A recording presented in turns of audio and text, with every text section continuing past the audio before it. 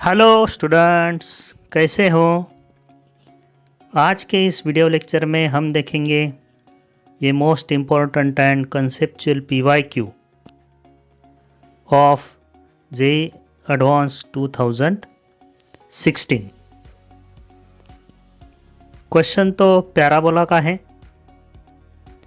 लेकिन हम क्वेश्चन देखेंगे तो हम कंफ्यूज हो जाएंगे whether it is the question of circle और पैराबोला, क्योंकि क्वेश्चन में देखिए पहले ही लाइन में हमें सर्कल C1 गिवन है x² + y² = 3।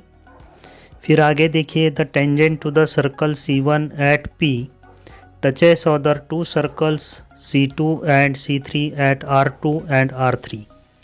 C2 and C3 have equal radius 2√3 and centers Q2 Q3 respectively. Q2 and Q3 lies on y-axis then. और यहाँ पे सिर्फ एक पैराबोला गिवन है x² = 2y। तो कंफ्यूज हो जाते हैं सर्कल का PYQ है या पैराबोला का PYQ है। But students, I have taken this PYQ from the Cengage book और उसमें ये PYQ पैराबोला टॉपिक में दिया था। तो हमें टॉपिक कोई भी हो, इसका हमें सॉल्यूशन देखने का है। काफ़ी अच्छा PYQ है। तो चलिए देखते हैं इस most important and conceptual PYQ का सॉल्यूशन। पहली लाइन पढ़ेंगे और धीरे धीरे क्वेश्चन को समझ के फिर हम सॉल्व करेंगे। Circle C1 x² + y² = 3 with center O intersects the parabola x² = 2y at point P in the first quadrant। Okay, तो पहले हम यहाँ पे देखेंगे सर्कल हमें गिवन है C1 x² + y² = 3 and a parabola is given whose equation is x² = 2y। तो हमें दिया है कि ये सर्कल और पैराबोला दोनों इंटरसेक्ट होते हैं। This is the circle x² + y² = 3 और ये पैराबोला मुझे गिवन है x² = 2y ओपनिंग अपवर्ड्स, और दोनों फर्स्ट क्वाड्रेंट में P पॉइंट में इंटरसेक्ट होते हैं। तो ये P पॉइंट मुझे फाइंड आउट करने का है, इसलिए दोनों इक्वेशन सॉल्व करेंगे। तो ये पैराबोला के इक्वेशन का x² और सर्कल के इक्वेशन में भी x² है। तो x² = 2y सर्कल के इक्वेशन में सब्स्टिट्यूट करेंगे तो we get y² replace x² by 2y -3 = 0। ये क्वाड्रेटिक इक्वेशन मिलेगा। Factors are y + 3 and y - 1, so we get y = 1 and -3. But point of intersection is in the first quadrant, so y = -3 is not possible. So taking y = 1 parabola के equation में substitute करेंगे तो x² 2 मिलेगा, x = √2 मिलेगा। Positive value लेंगे as P lies in the first quadrant. अब ये P point के कोऑर्डिनेट्स होंगे x = √2, y = 1। आगे पढ़ते हैं।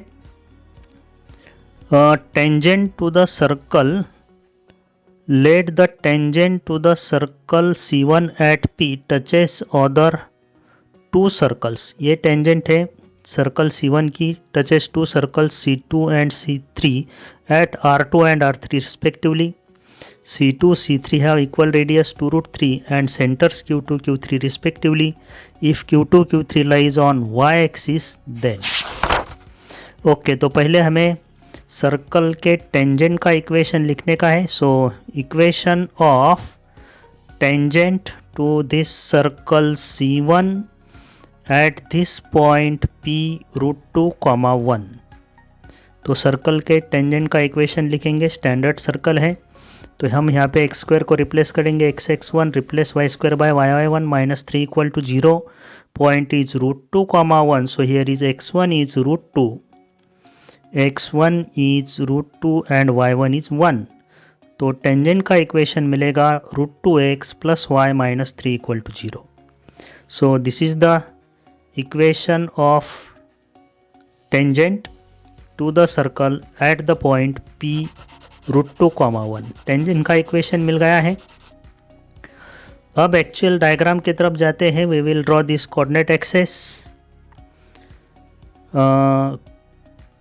और ये सर्कल है, standard circle x² + y² = 3, centre at origin, radius √3, x axis, y axis and this is the origin. This is the circle C1। ये सर्कल C1 है।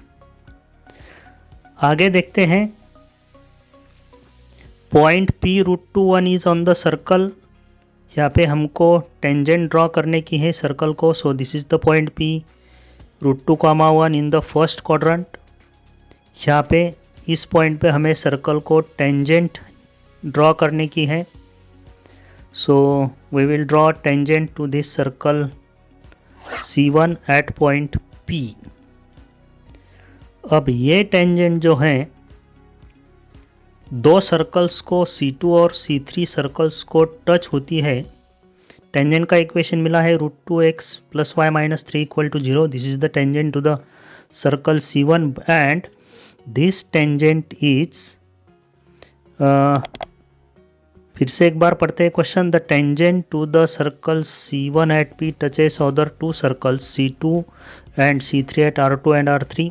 C2, C3 have equal radius 2 √3 and centers Q2, Q3. Q2, Q3 lies on y axis. Okay, तो हमें इस tangent को touch होने वाले दो circles draw करने के हैं जिनका सेंटर्स y एक्सिस पे हो। So let this is the circle with radius 2 √3, यानी इस गिवन सर्कल से डबल साइज का ये सर्कल है। देखिए बराबर सेंटर y एक्सिस पे है, टचिंग द टेंजेंट। कॉपी करके लिया है मैंने दूसरा सर्कल, इक्वल रेडियस है। So touching the tangent T and centre on the y axis. तो इस तरह से दो सर्कल होंगे। This circles are touching the tangent at R2 and R3 and centres of this circles are Q2 and Q3। ऊपर का circle C2, नीचे का सर्कल C3। रेडियस गिवन है 2 √3, तो R2 Q2 ज्वाइन कर दे है। This is the radius of circle C2 2 √3। ये Q3 R3 ज्वाइन करते हैं। This is the radius of circle C3 which is equal to 2 √3। तो इस तरह से दोनों सर्कल की रेडियस सेम है 2 √3।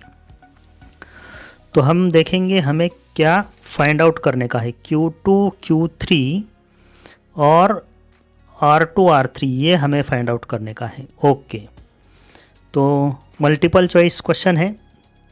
तो ये सर्कल का इस यहाँ पे कुछ काम नहीं, तो इसको मैं बाहर निकाल के डिलीट ही कर देता हूँ।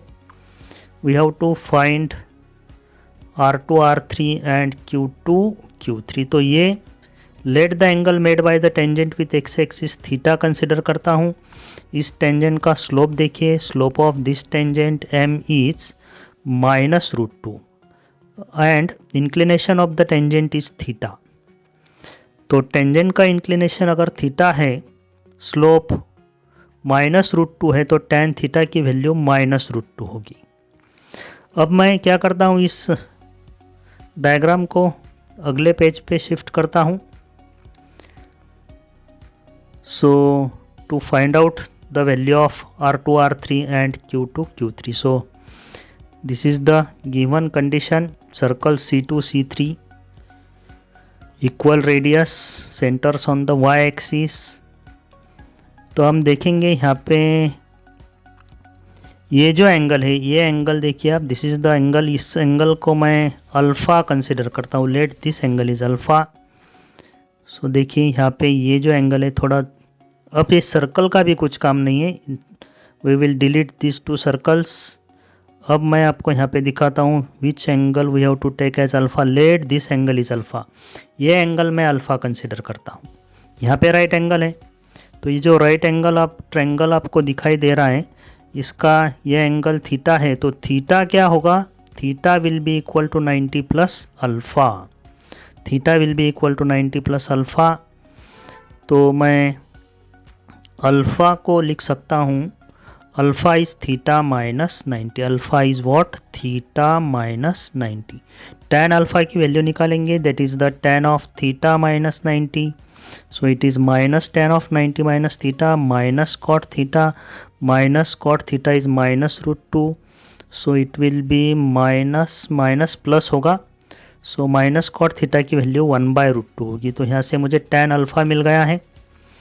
अब मुझे वैल्यू फाइंड आउट करने की है Q2, Q3 और R2, R3 की। तो Q2, Q3 की वैल्यू फाइंड आउट करने के लिए I have to find Q2, Q3, Q2, Q3। तो इसको मैं लिख सकता हूँ, देखिए ये जो पॉइंट है यहाँ पे, इसको मैं T कंसिडर करता हूँ, तो यहाँ पे लिख सकता हूँ मैं Q2, Q3 को Q2T प्लस Q3T, ये दोनों वैल्यू हम फाइंड आउट करेंगे। तो पहले मैं ये जो ट्रायंगल है C2 सर्कल का सेंटर Q2, ये जो ट्रायंगल ये कंसिडर करता हूँ। अपोजिट एंगल यहाँ पे अल्फा ही होगा, तो यहाँ पे मैं साइन अल्फा अगर मैं कंसिडर करूँ इस ट्रायंगल में, तो अपोजिट साइड 2√3 है अपॉन हाइपोटेनियस इज Q2T। अब मुझे साइन अल्फा फाइंड आउट करने का है, सो दिस इज tan अल्फा की वैल्यू 1/√2 है, हाइपोटेनियस √3 मिलेगा, तो साइन अल्फा होगा 1/√3 इक्वल टू 2√3/Q2T। और यहाँ से मुझे Q2T की वैल्यू मिल जाएगी। I will get the value of Q2T and which is equal to 2 × 3 6, Q2T is 6। अब ये नीचे का ट्रायंगल देखिए, इस ट्रायंगल में मैं साइन अल्फा कंसिडर करता हूँ, opposite side is 2√3 upon hypotenuse is Q3T। तो यहाँ पे साइन अल्फा 1/√3 है, तो similarly we will get the value of Q3T which is also equal to 6। तो यहाँ पे देखिए Q2T भी 6 है एंड Q3T भी 6 है। We have to find Q2, Q3, so this will be 6 + 6 12, इसका आंसर होगा। Q2, Q3 की लेंथ है 12, तो चेक करते हैं। Yes, this is the first option, Q2, Q3 equal to 12 and this is the correct option. अब देखेंगे R2, R3। Now we have to find the value of R2, R3। तो फिर से एक बार मैं इस फिगर को नेक्स्ट पेज पे शिफ्ट करता हूँ to find the value of R2, R3। तो देखिए this is the given diagram हमने जो निकाली है। We have to find R2, R3। R2, R3 की वैल्यू मिलेगी, देखिए डायग्राम से R2T plus R3T, R2T plus R3T, ये दोनों वैल्यूज़ हमें फाइंड आउट करने की। तो ये ट्रायंगल देखिए, इस ट्रायंगल में मैं tan अल्फ़ा लेता हूँ, तो tan अल्फ़ा के लिए अपोजिट साइड है 2√3 अपॉन एडजेसेंट साइड है इसकी R2T, और tan अल्फ़ा की वैल्यू मैंने पहले ही फाइंड आउट की है, दैट इज़ 1/√2। तो यहाँ पे tan अल्फ़ा मैं सब्स्टिट्यूट करूँगा, 1/√2 equal to 2√3 upon R2T। So I will get R2T here, so it will be 2 × √6, this will be 2 × √6, okay। और इसी ट्रायंगल में similarly we can find R3T। tan alpha यहाँ पे देखिए opposite side is 2√3 upon adjacent side है R3T, और यहाँ पे भी मुझे R3T मिलेगा 2√6।